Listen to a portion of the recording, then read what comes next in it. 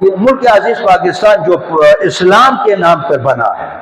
آپ سب جانتے ہیں پاکستان یعنی اسلام، پوری دنیا میں ایک واحد ملک ہے جو اسلام کے نام پر بنی ہے، لیکن اس ملک میں ہر مسلمان اپنے عقیدے میں آزاد ہے، جو اس کے قانون میں بھی ہے۔ اس ملک میں آزاد ہے وہ اپنے عقیدے میں، ہر ایک اپنے عقیدے کا اظہار آزادی کے ساتھ ہر جگہ پر، ہر چوک اور چوراہے پر وہ اپنے عقیدے کا آزادی کے ساتھ اظہار کر سکتا ہے، اس کے اوپر کوئی پابندی نہیں، قانون تو یہ کہتا ہے۔ لیکن جو افسوس کے ساتھ، افسوس کا مقام یہ ہے کہ اس ملک میں اسلام دشمنوں کے لیے آزادی ہے، خدا اور رسول کے توہین کرنے والا، اسلام کے توہین کرنے والوں کے لیے آزادی ہے،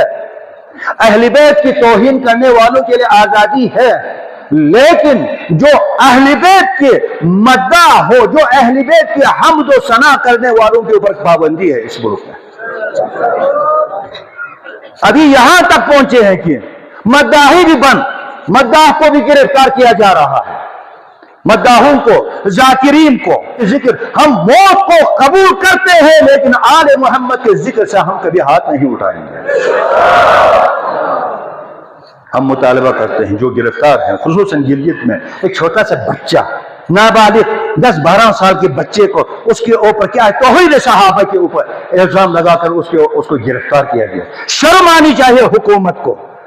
شرم آنی چاہیے، اس بچے کو گرفتار کیا ہے۔